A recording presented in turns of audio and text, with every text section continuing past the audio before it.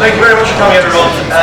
I don't think Peter Hitchens needs a lengthy introduction, but obviously he's an award-winning author and journalist. And tonight he is speaking. He doesn't think Britain has never had a war on drugs, and soon we shall wish we did. It's going to be a talk followed by a question and answer session. So if you have any questions you'd like to ask at the end, I expect there won't be any holding back. Please feel free to do that. But without further ado, can we give it up for Peter Hitchens?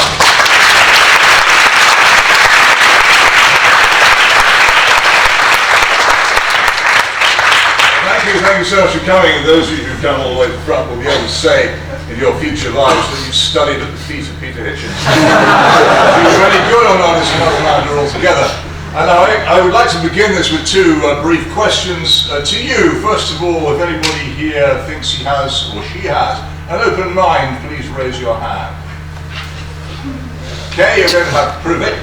And secondly, I'd like to ask how many of you in this room have taken illegal drugs at some point in your lives. Please raise your hand. It's all right, no one's going to dob you in. No, honestly, lots of you. Right, well that really proves my point. Before I even begin, you've established that there is no war on drugs in this country. If there were such a war on drugs, first of all, you wouldn't have been so stupid. And secondly, you wouldn't have been even more stupid and told me about it in public in a place where it would have got you into trouble. So therefore, we all agree, I think, that there is in real life nothing remotely resembling a war on drugs in this country. Efforts to prosecute people for the possession of drugs, which is the only practical way to prosecute them for the use of drugs, have ceased to all intents and purposes. You have to try very, very hard indeed to get arrested or prosecuted for that offence. And I don't doubt that none of you have tried that hard to do so, so why would you? But nor have the police or the courts or the Crown Prosecution Service tried that hard to arrest or prosecute or convict you for it, because they're not interested either. The interesting question is, why has this happened? How long has it been going on? And why is it that highly respectable, intelligent people, who I normally have a great deal of respect for, such as Sir Simon Jenkins and Peter Lilly MP, both men of independent-minded thought, continue to peddle the idea that the reason for the drug problems of this country is not that drugs have pretty much been decriminalised de facto, but that we still run some kind of vicious prohibitionary regime punitively pursuing people for the taking of them, and this is the fundamental reason for our problems. I really would like to know, I have actually confronted Sir Simon Jenkins and Peter Lilly on this, and they tend to slip away rather than answer the question. But the fact is that there is, not including these people, but there is in existence in this country and abroad and all over the world at the moment, something which I call billionaire big dope. An enormously powerful, very well financed campaign, which wishes to replace the rapidly dying tobacco industry in the advanced Western world as the principal purveyor of dangerous substances for money, not caring in the slightest what it does to those who consume its product as long as they pay. This campaign is not merely enormous in commercial terms, because the people, if they succeed in doing what they want to do, will make so much money it's almost unbelievable, but it also gathers increasing amounts of political support from politicians who, realizing that their sources of money from taxation are rapidly drying up, see a huge opportunity in being able to tax heavily a new pleasure which many people will wish to pursue, completely heedless, and indeed willfully heedless, of the enormously growing evidence of correlation between the use, particularly of cannabis, the most popular single illegal drug, and mental illness. I say correlation because that's all we can work on. A correlation, as someone will doubtless tell me this evening, don't bother, is not the same as causation, but it's also not necessarily not causation. And on some occasions, in fact in many occasions, it is the foundation of epidemiology, and it is the point at which we learn most of all about what effect something is having on us. So I'm very careful about what I say here, but I think that at some point or other I will come on to the case known to me of Henry Cockburn, son of Patrick Cockburn, the greatest foreign correspondent of our time, and deal with the misery which ignorance of this fact can possibly cause. But first of all, a little history, just so you know why this claim of a war against drugs is fundamentally untrue. It begins in 1967 with the arrest of somebody called Hoppy Hopkins, who is determined to go to prison and behaves at his trial in such a way that he is sent to prison for possession of cannabis.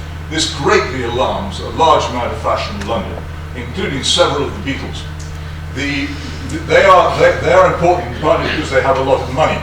And they finance, and we're coming up to the 50th anniversary of this event, an advertisement in the Times newspaper calling, and this is almost 50 years ago, calling for the decriminalisation of what was then called marijuana. Many of the signatories of that letter are now dead. Some of them are extremely respectable, such as David Dimbleby, the presenter of Question Time.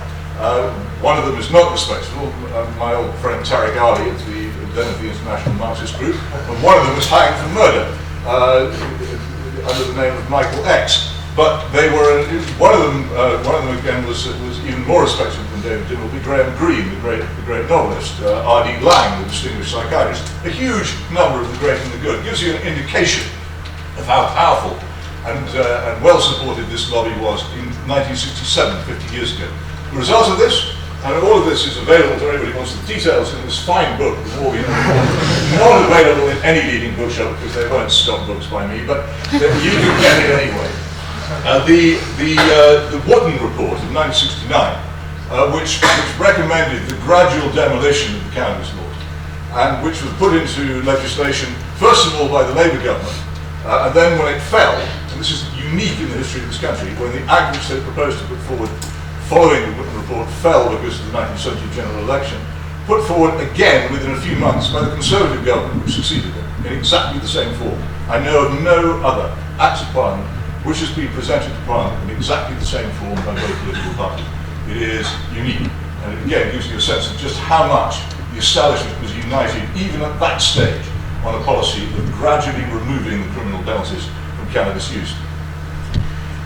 The biggest development after that was in 1973 when Lord Hailsham, the then Lord Chancellor, and as some of you will know, a well-known Trotskyist revolutionary, no he wasn't, he was a fervent Christian conservative. He instructed the magistrates of England and Wales at a meeting of the Magistrates Association in October 1973 to stop sending anyone to prison ever again for cannabis possession. 1973, before you were born. So again, we have this, we have the clear indication from a very, very early stage that the establishment had decided very, very early on that the offence of cannabis possession, although it remains on the books and attracts to this day a penalty of 7 years imprisonment officially, was not to be prosecuted or taken seriously. We then proceeded through a series of other salami slices to the point where the police themselves, without bothering to ask Parliament, introduced something called the cannabis warning, which became their main official response to catching someone in possession of cannabis. The cannabis warning has no legal authority, it is not centrally recorded. It effectively means, let him go. And that was the police policy. It still is, except they no longer even implement that. It was a precursor to the final stage, which is, by and large, unless you actually run up to them and stick it under their nose, and even then, not always, they won't pay any attention at all. So, that is where we are. And in the midst of this, we have an enormous increase in the use of it, a total collapse in any attempt to enforce the rules against it in prison, the part of the country which you would think would be most under control of the law of all, and a almost total collapse of any really serious attempt to enforce a law which, if you read it in cold print on the statute book, would look quite serious. Why is this? Well, one of the reasons is a rather odd historical one. This used to be an important country, and as a result we are members of the United Nations Security Council, and therefore we are supposed to take seriously our treaty obligations. And the basis for all the laws against drugs in this country, including the law against cannabis, is international treaties obliging the signatories to enforce, not so much to enforce as to maintain on their law books laws against these drugs. And it was realised very early on, and it's particularly clear in a report, the Runciman report by the Police Foundation, released in the early 1990s, this has been understood, that you could keep the law on the books, but you didn't actually have to enforce it. And you could therefore maintain your international obligations while at the same time breaking them. The United States has solved the same problem, another member of the UN Security Council, by maintaining federal laws against drugs, which it doesn't enforce, and allowing individual states increasingly either to pretend that marijuana is a medicine, which it isn't, and to let people have it without any legal sanction, or alternatively to straightforwardly legalise it, as is increasingly happening, particularly the very interesting Proposition 64 passed in California on the same night that Donald Trump was elected president. Proposition 64 doesn't merely legalise marijuana, it contains detailed provisions for its advertising, which is of course the next step along the road of distribution via the internet and sale on the high street, which will bring it right into the same position that tobacco was in before we realised how very damaging it was and tried to start driving it out of society. So there you have it. There is a law which has been, by what you might term, if you were that way inclined, an establishment conspiracy, eviscerated to the point where it no longer has any meaning. It is a law which, were it enforced, would have a serious effect on all of you and on many other people, and would also have a serious inhibiting effect on many people ambitious to make a great deal of money out of you. Why is this important? Well, I'll come straight forward now to the case I mentioned earlier, that of Henry Coburn. Now, I've known Patrick Coburn for a long time. He and I were in Moscow together as resident correspondents and in Washington together, and therefore I knew and met his children, Henry and Alexander, both of whom were, when I first met them, among the brightest of their generation, in whom one might have placed a great deal of hope. They come from a very distinguished family. Their grandfather, Claude Coburn, was, again, a very great journalist and author of one of the best memoirs of the 1930s and 1940s you could ever read. And Patrick has several brothers, also very distinguished.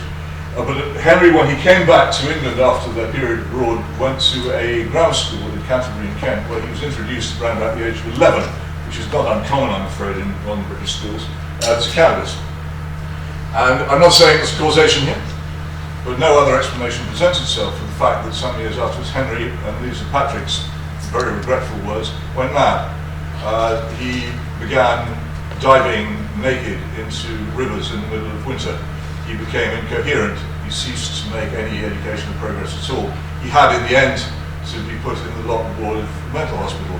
His life now is controlled by immensely powerful psychotic drugs, antipsychotic drugs of the kind which change him permanently, physically, in ways which are unpleasant and which limit his life and prospects. He and his parents have done what they can to make what they can of a life which has been seriously truncated, but I don't think any of them doubt very much that it is a consequence of this thing.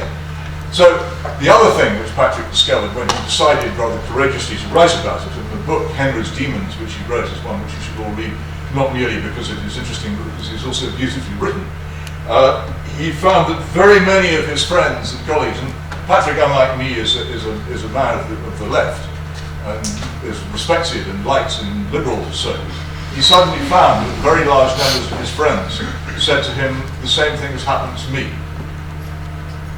That it was not just a thing which had happened to him, but it had happened to very many people, and indeed, I know many people in my generation who will say, if you talk about this, as a yes, I know of, or this has happened. It's extraordinarily common, and yet it is unexamined, it appears on no statistic.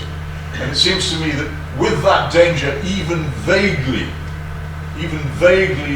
appearing on the edge of knowledge, it would be an act of incredible folly to go any further with this rational organisation, and you should be against it. And also you should be concerned about it for yourselves, for those who come after you, and for society in general. So there is one final point I would make. I quite often get criticised when I attack the cannabis liberalisation movement, as if by attacking the liberalisation of drug taking, I was threatening the liberty of the individual. And I would say this, there is nothing in common between the freedom of thought, speech and assembly, the absolute pillars of a free society, and the freedom to stupefy yourself. On the contrary, any despot, any totalitarian dictator, anybody who wished for a society of passive helots and people who didn't care about what was done to them, would long for it to be a society of stupefied people. Mass self-stupefaction would be the thing which somebody who hated liberty would want most of all. And if any of you doubt it, read, as most of you must have done, and all of you should do, Aldous Huxley's brilliant prophecy, Brave New World, in which the drug sermon was, of course, vital to the control of society, not merely to stupefy everybody at the times when they felt like doing so, but on one occasion to put down a riot against bad conditions by some of the more subservient workers, who, having been sprayed with sermon, began giggling smiling and embracing each other. And this brings me completely full circle. The small society which was set up to legalise cannabis in 1967 after the arrest of Hoppy Hopkins was called SOMA. It was called SOMA quite deliberately. And I knew and spoke to, while I was writing my book, the founder of that movement, who told me all about it, and he completely and utterly accepted the point that I was making. This is a very, very dangerous thing for a free society. It's a very, very dangerous thing for individuals. You should be against it. You should certainly think about it, and you certainly should not accept the frankly banal and ignorant conventional wisdom which is constantly spread by almost every organ of opinion and many politicians on the subject. That's really what I came here to say. I'm happy to take any questions you care to throw at me. But remember, that's really the point. Conventional wisdom is the enemy of thought, rejected at all times. Think for yourself, make your own investigations. Don't just believe what people tell you. Firstly, whether we agree with Mr. Hitchens or not, please can we give him a big round of applause.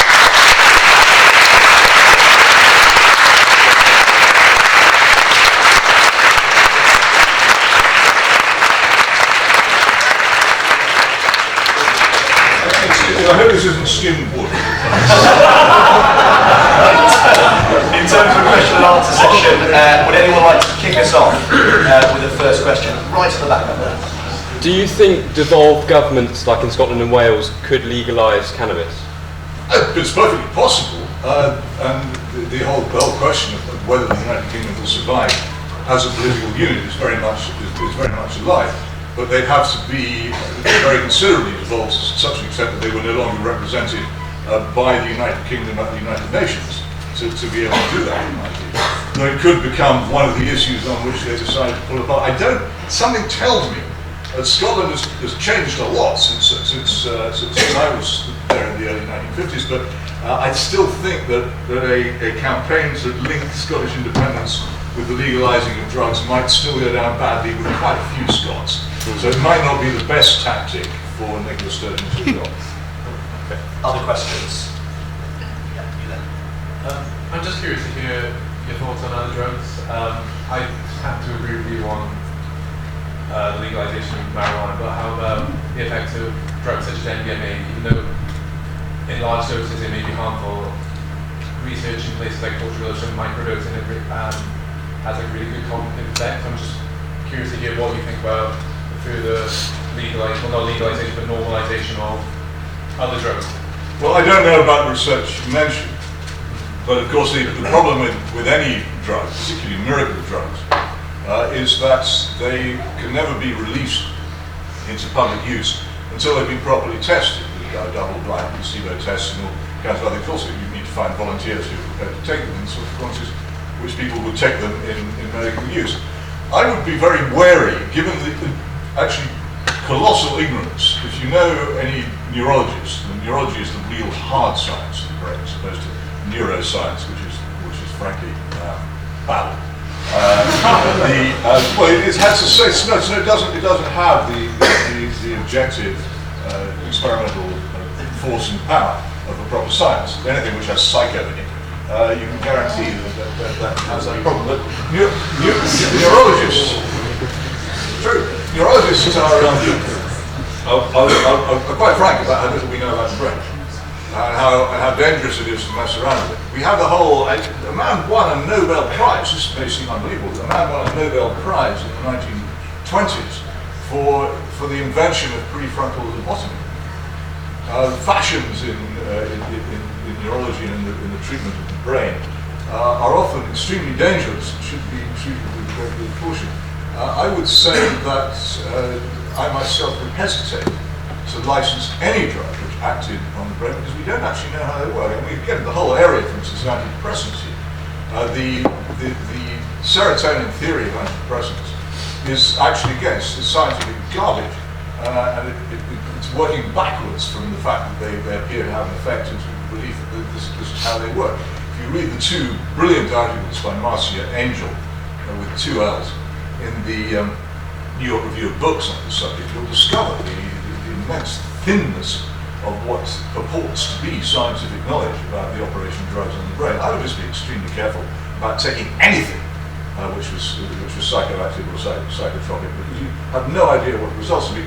I get a lot of, in being in my position, I get a lot of correspondence, and one of the worst letters I had was from a woman in Merseyside whose husband was a carpenter and woodworker, and for many years been taking cannabis, again very much against her wishes, and said, no, my supplies of the good old stuff, I'm not taking skunk, I've been taking this for years without effect, until one morning he went, I'm afraid, violently crazy and had to be dragged from the house by, I think, 12 police constables. And this was after years and years and years of apparently having no effect. These things are not predictable. We don't know enough about them to say this might be okay. Other questions? Yeah, Rob. So your rationale for trying to criminalise or more heavily criminalise things like that? It's already criminalised. Oh, I'm not trying to do anything else. I just want the laws to be... Well, your rationale for it is that they may be dangerous. Now, Well, I go further than that. okay, you present evidence. I say the correlation between its use and mental illness is so strong that in the absence of any other explanation, it would be very, very foolish to get rid of the law that we have, and it might be very beneficial to many people to enforce it. Okay, what would be your policy on alcohol? Because we have much evidence to suggest that alcohol is extremely damaging, not only to society but to the individual. Would you want to criminalise alcohol and enforce that? It's not practicable. This is the whole problem. Once a drug is simultaneously in mass use and legal, and has been for, in this case, hundreds of years or thousands of years legal, you can't suddenly say this is illegal. These are irreversible steps. It's one of the reasons why I oppose the legalisation of cannabis so strongly, because if it happens, it won't be reversible. What my policy on alcohol would be to return to the 1915 licensing laws, which were abolished in the middle 80s by the Conservative government under pressure from the drinks industry, which were very effective in reducing the amount of public drunkenness and health dangers and wife beating and all the other violence and horrors which are associated with alcohol. And I would bring those back like a shot if I could, because it's practical. But if you go, for instance, as I have done to Iran, which prohibited alcohol after a long period of legality after the Islamic Revolution, you'll find the law simply does not apply. The number of people prepared to offer me alcohol while I was there, although it was illegal, was enormous. And it wasn't, my late brother, who went there a year or so before, had no difficulty at all in obtaining his favourite scotch. It's incredibly difficult to ban something which has been legal in the past.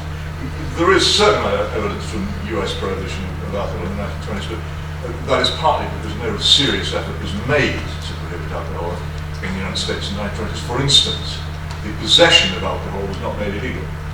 So one of the principal pillars of any real attempt to ban something wasn't even attempted, but it was a huge flop. It's on practical grounds, I'd say no. I would say this: if alcohol were at the level of use that it is now, that the cannabis is now in England, and it were illegal, I would very much oppose its legalisation. And the same, I think, would go for tobacco. And there doesn't seem to be any logic whatever in saying that we already have two dangerous legal poisons in our society. Let's have another one. Other questions? Yeah, in the corner. So you've spoken about the British establishment's surrender to drugs in the 19th century. What about the British establishment's endorsement of drugs in the 19th century with the opium wars? Well, it's a shocking disgrace for which there could be no excuse. But doesn't that warrant discussion more? Well, what do you want me to say? It's happened. It's over. We no longer need to do it. Referred to the 19th century as an age of moral conduct before. Not exactly. Well, you have been talking about cigarette consumption in the 50s, and then we were asked about what age would you call an age, that you start. But you'll have to produce the exact quotation, but I certainly wasn't endorsing the opium. Well, maybe a left wing. There are inconsistencies and inconsistencies, but you're not going to get me saying, yeah, the opium wars were great. I don't think so. Anything else? Other questions? Yeah, next. On wars on drugs, I would think of the Philippines right now, with Rodrigo Duterte president, having a massive crackdown on drugs. I personally agree on what he's doing, on how he's conducting it. What do you think? I think it's lawless and oppressive and completely indefensible. But that's because I believe that the absolute foundation of civilization is the rule of law, without which there can be neither liberty nor order nor safety. And if Mr. Duterte happens to think, if I'm in the Philippines and Mr. Duterte happens to think that I am a drug dealer or a drug taker, then he can have me shot. It doesn't matter what I say, it doesn't matter what the evidence says. There are no juries, there's no one to protect me against it. That is oppressive, and it can't, to me, it can't be defended. Do you think that actually helped crack down the rate of illegal drugs? Whenever I hear the word crackdown, I think fraud. It's a word used by politicians when they're up to something else. I don't know what it will achieve. I'm not particularly up on the politics of the Philippines, but if you think that, if you're suggesting that I would like to license the West Midlands Constabulary to come around here and shoot you in the head because they think they've been taking drugs, the answer is again, no. It's not the sort of thing I'm in favour of. Yeah, question there was a yeah. In Pakistan and Afghanistan, there are heroin addicts who live until their late 70s and they've been taking heroin almost all their life. While in the UK, there's no such phenomenon. And that's because in those countries, heroin is pure. So then the pro-legalization of drugs argument is that if you had a regulated market where all of the drugs you bought were pure, there would be less of a problem. You wouldn't be buying, the drugs with poison. And it's the poison to mix, the actual poison to mix a rat poison off them, that the drugs are causing that cause the extreme problem. Well, I've never seen the research on which you base those claims, but the fundamental problem with what you said to begin with was your use of the term heroin addict. What do you mean by it? Someone who's got a physical addiction. What does that mean? Well, their body relies on it, and if they don't take it, they're Yeah, well, there are quite a lot of people who, like we said, are alcohol at this university. I've no doubt you get exhausted in the morning. Doesn't mean you have to carry on drinking. Do you think that they can't stop? Well, I mean, that's what they say, that's what the evidence is. What evidence?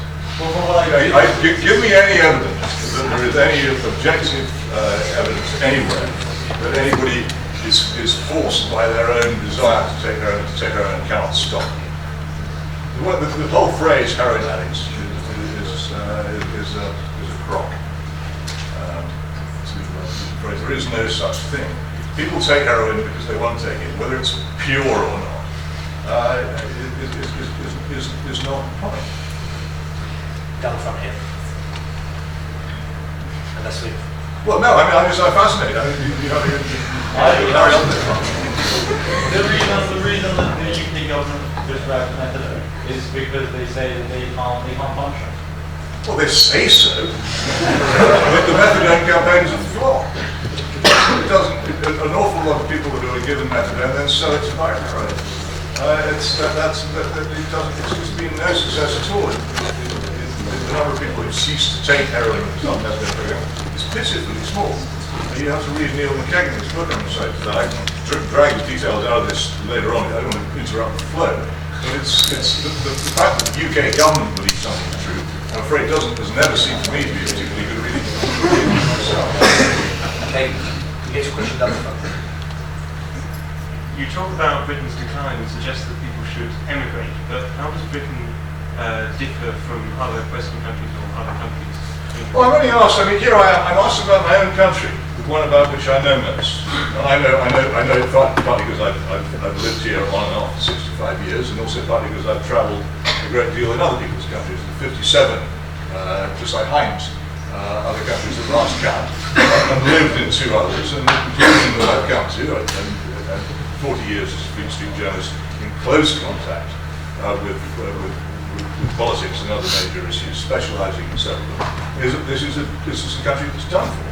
It's done for morally, it's done for above all economically, and will not survive. And if people say to me, well, what will you do? I say, well, I've tried politics. I've tried very, very hard to have some influence in politics. I believe I've got some well-researched and sensible ideas to put right problems to the country. I can gain no traction at all. Someone like Theresa May or someone like dear old Boris Johnson, they can rise to the level of the cabinet. I could even become a councillor because no major political party would take me on. The political system in this country is closed to critical ideas. So I've given up on politics, and so people ask me, what would you do? What would you do? And in answer to this repeated, incessant question, what would you do? What would you do? What would you do? I say, leave. That's what I do, because there's no point if you love a country and you see it being ruined. Why would you stick around and watch it being dragged further into it? I'm too old to leave now. There's no country. People say, where would you go? As if you could go down the travel agent and choose where you go and live. Try it sometime. The difficulty if you leave this country will be finding something to take you. British people aren't actually that much widely wanted. You want them. Is this our fantastic education system? Moral behaviour? What is it that makes them want British people? I don't know. Obviously, if you go to Germany, they'll say, gosh, a British person, that's what we really need. I don't think so. Not in many cases. So where you will go will depend on who will have you. But that it's an answer to an incessant question. What will you do? I have decided long ago that the only purpose in doing what I do is to tell the truth for its own sake. Because it's a virtue in itself. If the truth is there and you know it and it isn't being told, then you should tell it, and that's what I do. But I have no political solution to the woes of this country, because there is no transmission belt through which my ideas can gain any traction or be implemented. And believe me, I've tried. Top right in the one show. You asked at the beginning, for those who have taken illegal drugs before, put their hands up. I think we saw hands go up all around the room. We did. And it's fine, given the mass consumption that currently exists of illegal drugs, wouldn't it be more pragmatic to legalise them where that supply can be regulated? Because they're going to take it anyway. Well, what is pragmatic? Well, no, they're not. I mean, it's possible that people will understand in time the grave danger of this. You may not notice the chapter in my book about the direct comparison between the behaviour and propaganda of the cannabis legalisers and the big tobacco in the 1950s. When the word first began to come out, first through correlation, and it's still actually largely through correlation, there is now detailed work, I believe, which goes further, that smoking cigarettes causes lung cancer and other serious diseases. The pragmatic thing to do was to do indeed what the British government did under the pressure that it received from tobacco companies, that is to say nothing, and for years and years and years, probably 35 when action could have been taken on the basis of scientific knowledge. It was all Richard Dole's researchers, when they came up with the research on the link between cigarettes and tobacco in 1953, they all immediately gave up smoking. All of them, to which of course they were addicted. They all gave it up. But it took them and their knowledge another 50 years before it really got through to most of the people who were killing themselves by buying the heavily advertised and promoted and widely sold products in the tobacco industry. The pragmatic thing was to do what the British government did. And many, many people, some of them known to me, died or became horribly ill as a result of this pragmatism. And I'm afraid that kind of pragmatism stinks. It's another word for defeatism. And if you wish to give into this, then fine, but I won't join you. I just don't think it's moral to say that we should give into a very, very powerful commercial campaign to make legal a drug which will quite probably ruin the lives of many of those who take it. I just don't think I would be prepared to be party to such a thing, or to look back on my life and think that I argued for it, or voted for it, or made it possible. I would be ashamed of myself if I had not tried with all my force to prevent it before it happened. And so should you be. Yeah, down from Harrison. If you could erase a substance from the universe, would it be cannabis or skimmed milk? I think I'm going to ignore that. Other questions? Jack? Yeah. Do you think that there is going to be a rise in the scientific community of people who wouldn't agree with the statements on the board, and that people who take on government grants and just publish what the government wants to hear? Do you think there is a rising problem, or that is a myth? No, I think it's not as crude as people suppressing what they know because they're being paid to say something else. I mean, there may be some people who are that bad. There was a very interesting article in the New York Times. It's linked on my blog in an article about suicide figures a few days ago about research into why bees were dying and what happened to researchers at Exeter University who came up with results which the big chemical pesticide companies didn't want them to come up with. And it illustrated this fact which I keep saying to people. They say, well, but the research says, or where is the research on this? research isn't just done. In some cases, it's not done at all. So, for instance, there has been no serious research done on the widespread effects of cannabis. Occasional studies are done, but there's been nothing systematic done, because in whose interest would it be done? All the money is on the other side. There are pressures. There are pressures in universities, in career terms, there are pressures, there are commercial pressures. You just have to, whenever you examine any research, ask yourself whether this might have been in operation, whether someone might have been trying to boost his career, whether someone might have needed a grant. The whole area of peer review, which is presented by some people as if once something has been peer reviewed, it's solid, absolute truth, is another very, very fishy area where people are pretty much paid to put their name to things they haven't even read, and which is extremely unreliable. So I think my view of statistics has been for a long time that any important statistic can be assumed to be massaged. Any important research should be treated with due suspicion as to whether it comes from somebody who has a strong commercial or political interest in its outcome, and that includes research which isn't done in the first place. But I know there are always courageous people who will stick to the truth, and thank heaven they usually get through.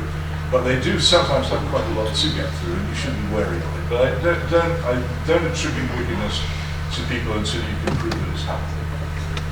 Sport of choice at the top there.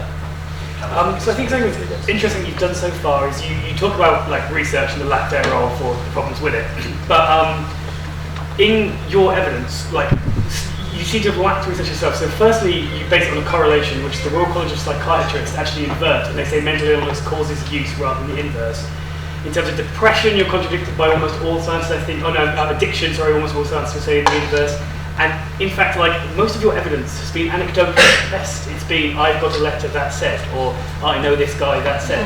So what makes your research in any way better than I don't know which Royal College of Psychiatrists document you're referring to, but if you ask probably the most eminent psychiatrist in the field, is going to be Professor Sir Robin Murray, he will say, and he said in public, the point is we reach where the correlation is so strong that it's probably not wise to wait much longer.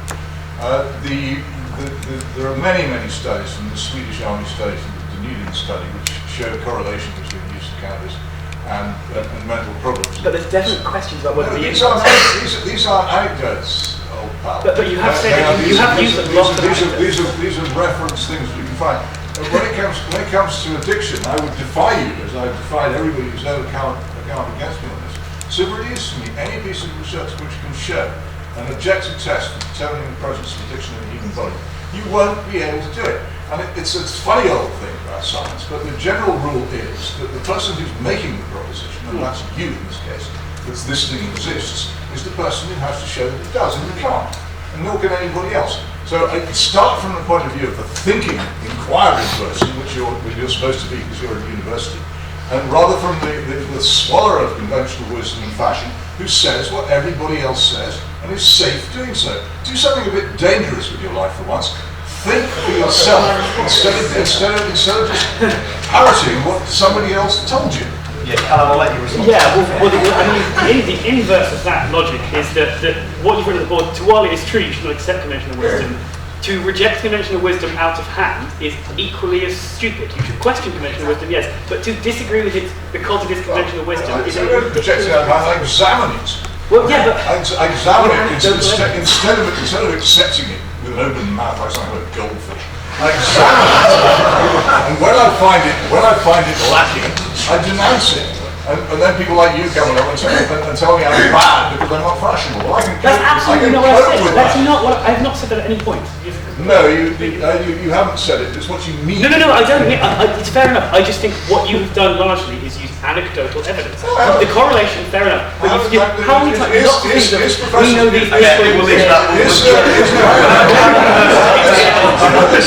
I had this a few weeks ago at the same university with somebody who told me that my case on ground schools was anecdotal and hers was factual.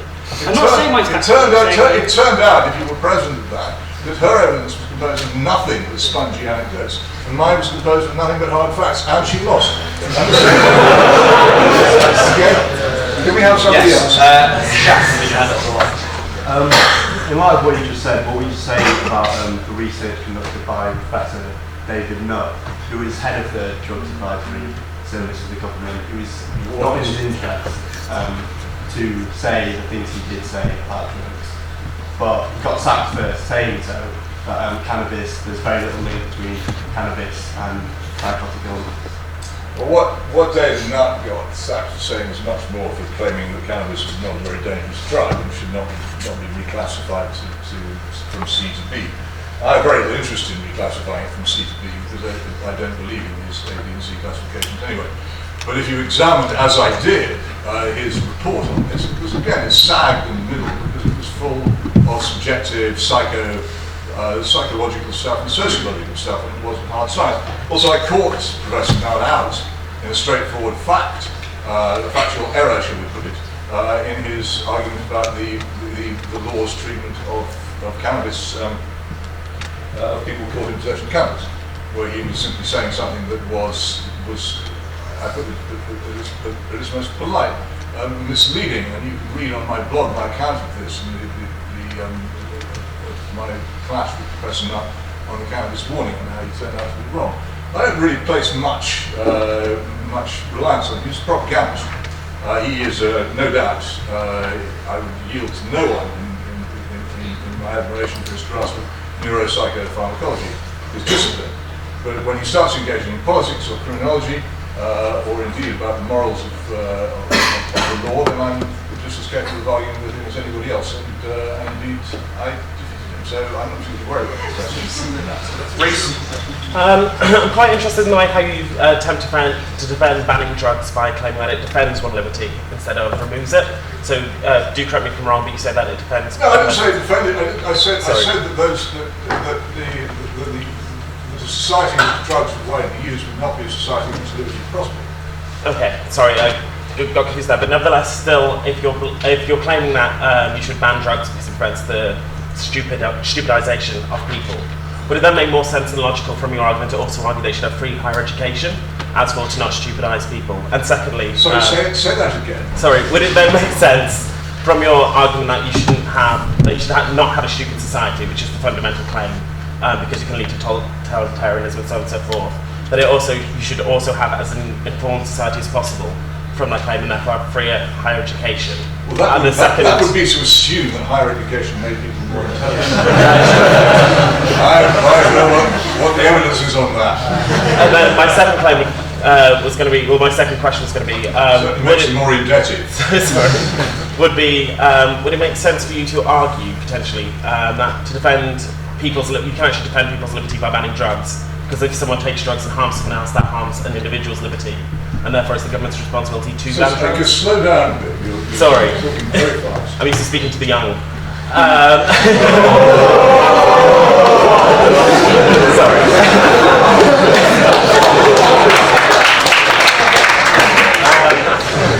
Would it be fair for you to argue that you can defend a person's liberty by banning drugs? Because if someone takes a drug and harms another individual because of it, that is infringing on that person's liberty. Well, in a sense, the rule of law, which must involve the enforcement of laws, even the most fanatical disciple of J.S. Mill would accept this, which must involve at some point the law restricting the actions of individuals. It's essential for liberty, for without that you would have anarchy, in which nobody would be free. But I wouldn't really want to sell it on that basis. I think that I've made in an earlier book, The Abolition of Liberty, the case that a society in which crime is actually deterred and punished is a society in which political and moral liberty is much more readily available than one in which crime is not. It's a lot complicated. I don't propose to have it here. I think in this case, the main reason for having this rule is to protect people from their own folly. Because most of the people who are going to come adrift as a result of taking drugs are, say, people who are too young to have the sense to know that it's dangerous. And if presented with an immediate, apparent, incredible legal danger, a danger to their career and a danger to their liberty, will almost certainly stop doing it. Whereas all the other appeals and ridiculous things like the government's supposed drug education programs wouldn't put anybody off taking drugs. In fact, I think talk to Frank would probably persuade some people to take drugs. So I don't think that I would really want to set it quite that high. I do think that a society governed by law is ultimately free, but that encompasses many, many more laws than this. Very simple question. Are you anti-fun? Yeah. Where is this fun so I can go and stand there?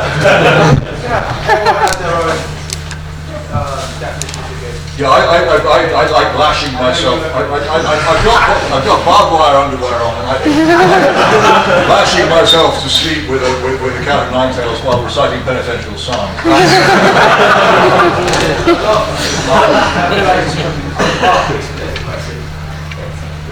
A lot of people in this room have taken illegal drugs. They've done so because they believe that they can have fun while doing it. Maybe regardless of the mental health effects of it, they've still made that decision to do it. Yeah, I know. And the roads are full of people who think it's fun to text while driving too. I guess I've no doubt that it is. Until they hit something coming the other way, and all the people in their car have their lives ruined, and about 20 other people who are related to them. Have you ever been a lock ward of a mental hospital? Have you visited one? No.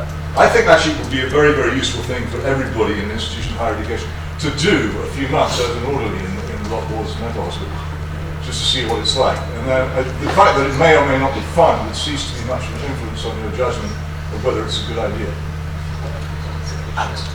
Yeah, you talked a lot about the rule of law, but do you not accept that like a prohibitionist policy inevitably places billions of pounds worth of drug purchases in the hands of organised criminals, people who really are dangerous? The problem with that argument is if you think seriously about it at all crime is caused by law. If we didn't have these tedious laws and police forces and courts, then there wouldn't be a crime. It wouldn't be illegal to break into your house and steal your stuff. It wouldn't be illegal to mug you. It wouldn't be illegal to rape you. Nothing would be illegal. Nothing would be under the control of organised crime.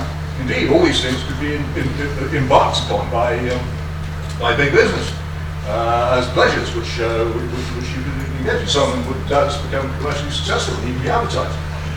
What we do when we make something illegal is we say that this thing is so bad and so dangerous that we prefer to use the law to prevent it. Also, I would say the other thing: if these drugs were being sold by large corporations, do you have a very high opinion of large corporations? I mean, do you think that the people who sell fatty, unhealthy burgers or sugary drinks to people are morally pure and sensible and wise and good?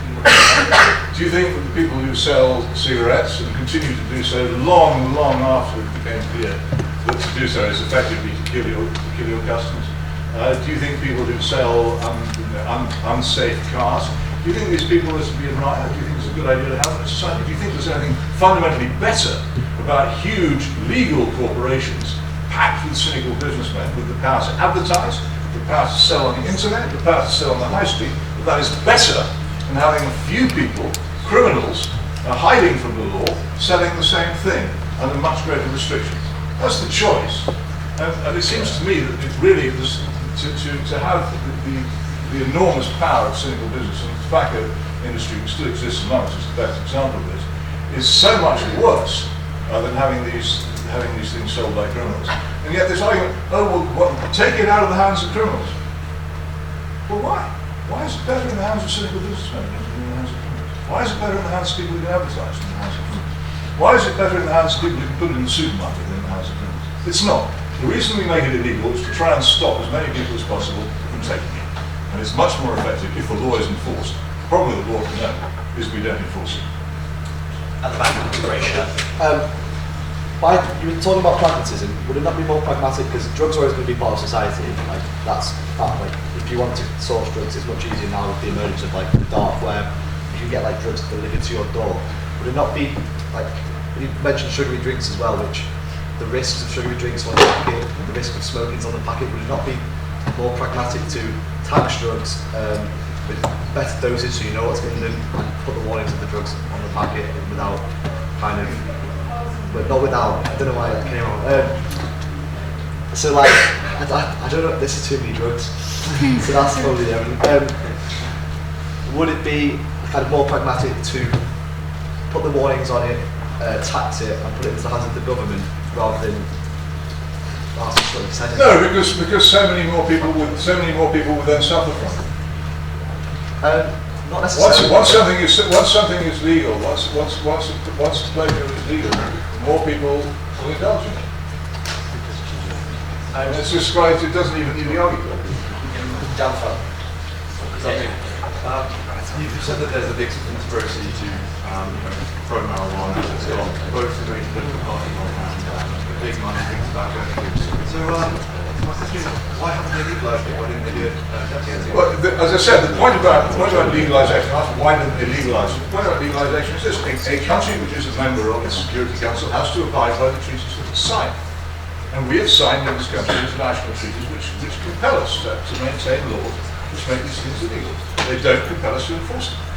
That's all. It's as simple as that. And there is a very great deal of work being done by the billionaire Big Dope campaign now to undermine those treaties. A lot of the drug liberalisation campaign now is concentrated at the United Nations, and you'll notice it there with the specific purpose to get those treaties annulled, so that all countries will be able to legalise these substances, so that billionaire Big Dope will be able to sell and advertise them and laugh at the sufferings of the people who then take their products.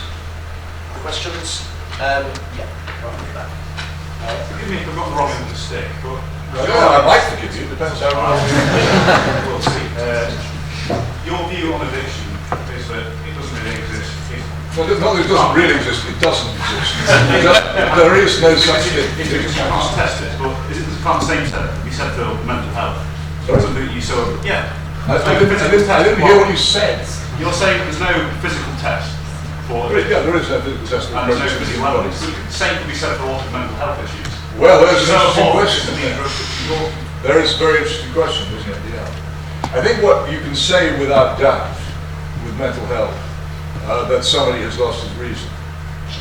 Beyond that, I think there is a great deal of. If you look in there are some mental conditions. There are some mental conditions. Some mental conditions which are linked to trauma and disease, which are physical in origin and can be shown to be physically connected. For the rest of it, the American Psychiatric Association's Diagnostic and Statistical Manual is full of subjectivity. And what is the real problem here is that there's a very good book by Michael James Davis called Cracked on this whole subject.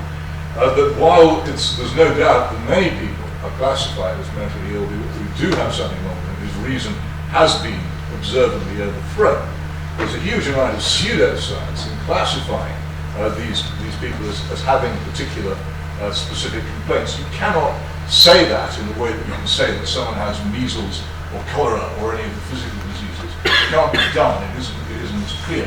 People should be more modest about it. But the fact remains that there are collections of symptoms which clearly show that someone has lost his reason, which can show that they're mentally ill. Beyond that, it's difficult. Here's the part of the problem. If you were the great study which is supposed to show that, for instance, there's been no increase in schizophrenia since the amount of cannabis smoking in this country grew. That study, first of all, is based on the big problem: what is schizophrenia? Which is a very, very hard question to answer, which the American Psychiatric Association struggles with. And secondly, it's troubled by the fact that the basic piece of knowledge on which the research is based is a study of general practitioners. Because those people who are on the fringes of society, who suffer as a result of drug taking, and who are therefore in many cases unemployed or unemployable, begging, sleeping in shop doorways and so forth, are not actually attending general practitioner surgeries, and they are missed by that whole part of the National Health Service.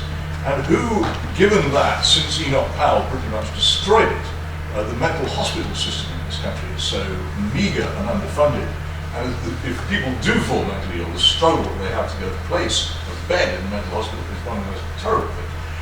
since the mental health part of the National Health Service is so underfunded and under pressure, nobody in the health service or anywhere else is anxious to diagnose people with mental illness, because that means that the resources which we have would come under immense strain. So these people simply aren't being tracked. It is a problem. I go deal with it in my book at length if you want a longer answer, and it's undoubtedly a difficulty. But I think that those of us who have met, who have known people, alas, it's in my case, in a fairly long life, I have met people who have become mentally ill, who previously were not. And there is no doubt about it, there is something wrong.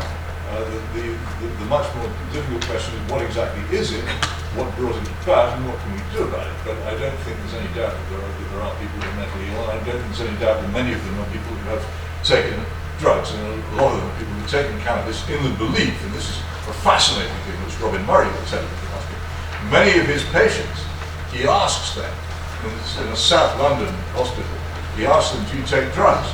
And they say, no, I don't take drugs. And he says, but cannabis, you say, oh yes, cannabis all the time. They do not even regard it as a drug. It is so common and so normal in their lives that if asked if they take drugs, they will say no, but they do in fact take cannabis all the time. And this reached that level of use in some parts of the country.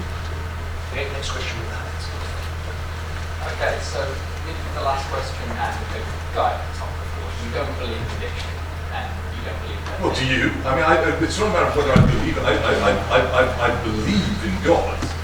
Because that is if you let me finish the point, that's okay. But or you can come up here and I can sit there. It's okay. I can go. But if you let me finish the point, that is a chosen belief. What people who assert the existence of addiction, and this is what I think you're about to do to me, is they say this is fact. Now, it's not a question whether I believe in it or not. You'll say, this is fact, why don't I believe in it? As if he was some kind of Ayatollah of the addictionist religion. And I was a skeptical atheist, daring not to believe the official faith, which is more or less the position. So I have to ask you, if you think, if it's a faith with you, then good luck, and I enjoy your church services. If it's something that you know, then you're the first person I've met, and I'd love it if you tell me how you know. Before assuming that So it predicates the question. that I do believe in addiction, I'm asking whether Is there a hymn? you're willing You sing. to prove it for yourself. Would you be willing to take heroin, for example, and as you said to the guy, do something dangerous? Well, I absolutely refuse to take any such stupid thing, because it's an idiotic thing to do. But I would point out to you that hundreds of thousands of American servicemen took heroin in large numbers in the Vietnam War. And this is in a book by Joanne Harry, who takes the opposite position to me on practically everything on the drug issue, called Chasing the Scream. It's well documented. They went to Vietnam, they took heroin, they came back from Vietnam, and they stopped taking heroin. So you're unwilling to try it yourself just to prove I'm unwilling to do anything stupid. I've had my stupid period. I've got the scars to prove it. I rode a motorbike into a lorry. But I've done that, and it's over. And I'm certainly not going to do anything stupid to take heroin. Not because I'm afraid of being addicted to it, but because it's a stupid thing. Sam, besides more enforcement of the current ban on drugs, do you support measures to decrease the harm linked to drug use, such as drug screening, needle exchange, shooting rooms, things such as that? No, because what they do is they demoralise the state, and they involve the state in behaving as if it doesn't believe in its own laws. So, for instance, if you say we're going to help you take a drug which we believe is so bad, the penalty for possessing it is 7 years in prison, then you're effectively saying you don't believe in your own laws. I would also add, and again, Neil McKagan in his book, which I quote in here, is clear on this that needle exchange has not been effective in reducing the damage done by drugs. And in fact, it's been a very, very serious flaw. It should be overrated. But that wouldn't influence my judgment on this. The state does not cooperate in the breaking of its own laws. Anymore, this would be like licensing prostitution. But do you not believe the state already does not enforce these rules? The fact you believe the de facto doesn't care anyway. Well, I'm not going to advocate making worse the things I already think is bad. Would it increase use of it, do you think? I doubt it would make much difference, but it's not. As I say, I can't stand here and say this thing is so bad. It's the law against it should be properly enforced, and simultaneously say that the state should deliberately take actions undermining its own legal position. It would be ridiculous. It'd be like supporting the opium law. Okay, with the impressive beard. Sort of building on the earlier question about cigarettes and the previous question about heroin, how do you feel about the fact that nearly every drug has gone up in usage in the UK, apart from tobacco, which is legal? How teenage smoking rates of cannabis is higher in England than it is in Holland? How in the 90s, when Portugal was faced with a heroin epidemic, legalised its use and regulated it, and their usage dropped massively. How would you respond to the argument that your idea to make it illegal but reduce usage is merely simplistic and naive and doesn't appreciate the actual statistics of the case? Well, I disagree with you. Yeah, of course you do. Would point out that you're either tendentious or wrong. What happened in Portugal is quite complicated. Portugal, as if you ask people who lived there before this, had for a long time had very laxly enforced drug laws, and you can see people take heroin in the street before the changes. If you want me to answer the question, you're going to shout at me. I said, I don't mind. I mean, you're skirting the question like a journalist. You talked about anecdotes. I'm answering your question. Take it seriously. Look, I haven't finished. When I finish, you tell me before. Until then, I think it's a bit early. Or is that how you? Is that how you generally argue? You say something to somebody and they say, "But I think," and you say, "That's a very poor argument." So you're going to get lost. If you care to wait for me to finish, then I will. How are we doing? I'm listening. So, first of all, Portugal, a lot of the talk about Portugal is based on a report by the Cato Institute, which is much challenged in Portugal and outside it. There's also the fact that the changes in Portugal in the law on drugs coincided with many changes in the health service in Portugal, which could also be the reasons for these changes. Even Nick Clegg, who was on your side in this argument, will concede that if you ask him. And as I say, drug use in Portugal before the law was supposedly weakened was already not very heavily prosecuted. This is often the case with changes in the law. When the law in Colorado, for instance, against legalizing cannabis came in, people said there wasn't much of an increase in use. That's the cause, and the knowledge that the change in the law was like to come about. The police have been getting laxer and laxer over enforcement. It always happens. It's a long penumbra before a change in law of this kind because of the campaigns of change. And so Portugal is a difficult one on which to argue statistically. In terms of the cannabis use in this country, I don't think there can be any reliable statistics on the use of an illegal drug. I don't see how anyone can gather them. And I frankly doubt claims constantly made by the British government. I doubt all the claims made by any British government. I doubt the claims made by the British government that cannabis use is falling. Every time I ask the question that I asked you at the beginning of this meeting, I get evidence that this simply isn't true. That it just doesn't seem to me to actually have any connection with reality. There is one, or two actually, countries, Japan and South Korea, which are free countries and law-governed countries, which seriously enforce laws against drug possession. And in both cases, they have much lower levels of drug abuse than we do, which seems to me to suggest that if you did it seriously, you would actually achieve a change. I can't come up with anything better than that, but it seems to me to be pretty good. And if you've got anything better, then I suppose you can't do that. Well, I mean, I don't do this for a living. I don't study science, but it seems I don't do this for a living either. Nobody's paying me. Well, it seems to me that to simply say that drugs are banned, to have a blanket ban and enforce it, doesn't really work. And I haven't studied statistics. I just told you it works in Japan, so it does really work. So it works in Japan and work here. It did work here when we still enforced the law. I'm old enough to remember. We're going to move on now. Kingshire. Yeah. I was wondering, you talk a lot about human consequences of taking drugs. I was wondering, do you see anything intrinsically morally wrong with just the act of taking it? Oh, I think there is. I think there is, but then I can't expect other people necessarily to take my puritanical moral position. And I think that there are very strong moral reasons not to mess with the senses that we've been given. But I can't communicate that to somebody who doesn't think that there is a God, for instance. So I don't try and argue on that basis because it simply wouldn't make any impact on people. There are, as is very often the case with religiously based arguments, there are also very sound practical reasons for not taking drugs. I'll concentrate on those, but if you want to have a moral discussion about it, I'll have one with you afterwards.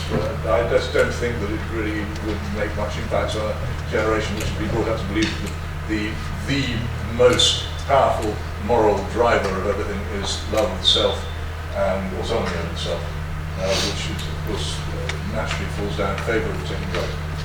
We've got just under 10 minutes left, so if we can ask the final few questions, start down the front.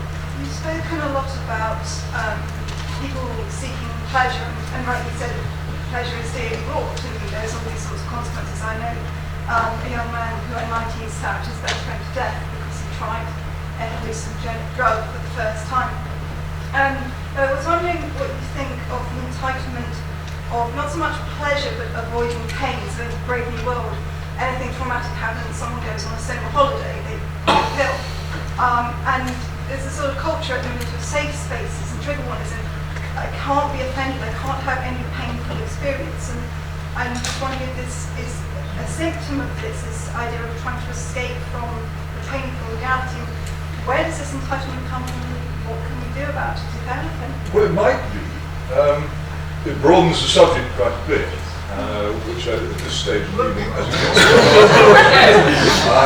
I'm not anxious to do. Yeah, somebody leant against it. So, no, I don't think so. The other thing is pain, and actual pain. I've experienced that when I crashed my motorbike into that lorry, and I had to lie by the roadside with my right foot pointing north, pointing east. And it hurt, but not enough to make me black out. And that's about as much as it can hurt. And it hurt a lot because I'd eaten when they pulled it back in position. So I can say that pain relief is something I'm generally in favour of. But you have to have the pain first. But that's physical pain. I think to try and dull non-physical pain is, and here we get to the moral area again, is a mistake, because these things, it's necessary for us, I think, to deal with these things, to face them, to experience them, to overcome them, rather than to try and make them go away with chemical solutions. The other thing about Soma, in the early chapters of Brave New World, it describes how huge amounts of money, vast numbers of chemists had been employed to create a drug which was both capable of making people feel so much better and was also I don't believe myself any such drug can ever exist. I don't think that the brain, an incredibly delicate organ, can be lulled into giving you a false impression of the world around you without being damaged. I don't think there's any other way of doing it. I think that stems from experience of what's happened to other people, as well as what seems to me to be logic. It's an organ for allowing us to be conscious of and understanding the world in which we live, and to try and trick it into making us think that things are other than they are is bad. It seems to me to damage the mechanism, but that's a suggestion. But I would just counsel against that. And also that sometimes people like to dress up. People who like to drink a lot like to dress up the pleasure of drinking too much, which they know is damaging to them and to those who love them. They like to dress it up as a sort of therapy and something which is good for them. People who do bad things themselves often do that, and I would like to discourage that kind of language as well. It's dangerous to those who you think you're soothing by saying, oh yes, go and make yourself feel better with a chemical solution. They won't. And in many cases, they'll end up in the hands of the psychiatric industry, and the drugs which the psychiatric industry will give them seems to me to be, at the very least, open to as much suspicion as the illegal ones which people take. Last couple of questions. Yeah.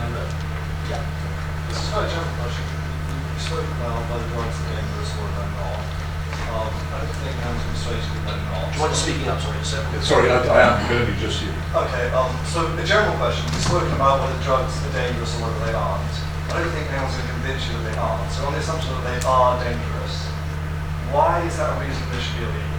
Do you have, in principle, do you think it should be illegal to harm yourself? That would depend on the nature of it. So for instance, if people who are, I'm no good at it, but I know people who are very good at rock climbing or mountain climbing. You know, so they take a very considerable risk. But people who are very good at riding horses is another example of this. If you embark on these dangerous things, first of all, generally you do so by learning from the very beginning how to do it as safely and as well as you possibly can in the hands of experienced teachers. Secondly, you get better at it the more you do it. And thirdly, you take endless precautions to keep yourself safe. And fourthly, at the end of it, you are in general a much better person than you were if you hadn't done it. I think those of us who've known people who take up these things seriously would agree with that. The moral effects of facing and overcoming danger and what's involved in gaining the strength and skill necessary to do these things is good for the person who does it. None of these things can be advanced in favour of drugs. You don't get better at it. There's no way of making it safer, and it doesn't make you a better person. So I think that there are risks which it is acceptable to take, and I speak as a parent of children. I'm not going to go into the risk that some of my children take which are not protesting risk, which I accept it as necessary in their lives, because this is what as a parent you ultimately have to do. Without some danger in life, there can be no real life, it seems to me. But drugs don't seem to me to fulfill any of the things that those more, what I might call more noble dangers do. So no, I don't want to ban people from doing anything dangerous. I just think drugs, I think the effect these drugs have on people who take them could conceivably justify the level of the risk that they take. I didn't say you were, but people have. I'm addressing I want to focus on my question, which isn't can they conceivably justify it, but is it, even if we agree it can't justify at all, that someone doesn't care. People self-harm, people just cut themselves, right? You're not trying to say that, oh, there's the learning something to get better at it. They just want to harm themselves. Do you think that should be illegal? I don't know how you could make it. No, but let's say that was. I don't know how you could make it. You say you can't. You asked me, did I think that should be legal? I think I can't. I have to answer it. I don't see how you could make it. But if you could, would you want it to be illegal? Well, I think the reason why it can't be made illegal is the reason why I can't say that I would want it to. What is it that you are trying to use the law to stop? And I think the law by punishing possession of the drug can prevent its or greatly discourage its use. You can have like strict licenses about buying knives or about buying other things that are dangerous. Or let's say someone invents a device to kill himself, right? And that was sold in public. Do you think that should be illegal? You can only kill yourself with it from the website. Do you think that should be illegal? Do I think what should be illegal? Sorry. A device through which you can kill yourself. Oh, that should definitely be illegal. Why should that be illegal? Well, I bet that because assisting someone to commit suicide, which the manufacturer and sale or production or giving to someone such advice is a criminal offence already. That's why Dignitas is in Switzerland. That's why Dignitas is in Switzerland, not in Britain. Yeah, you're saying it isn't. Sorry, I want to get one question in. Sorry, I'm really on That's all right, I'm going to need it. I think you touched on this before slightly, but with a resurgence in Britain's Judeo-Christian values and roots being an effective measure to tackle white supremacy. Well, yes, but so would the sun rising in the west or a squadron of flying pigs. I mean, it's not going to happen, I'm afraid. One more after that then. Yes. So if it was fully accepted in the scientific community that cancer didn't have any effect on mental health issues, would you change your view? I wouldn't, no, but I don't think it will. So what are the other things? Because I said I have a moral objection to self-stupefaction, which even if it came free, would still exist. So potentially, would you say that that's not being that open-minded if you looked at the benefits potentially of this? I have opinions. I am a moral puritan, and I'm proud of it, and that's my opinion. But I come to that conclusion by through long experience. I used to be a Bolshevik revolutionary. I changed my mind. Okay, we're going to leave it there. Can we firstly say thank you to Peter Hitchens?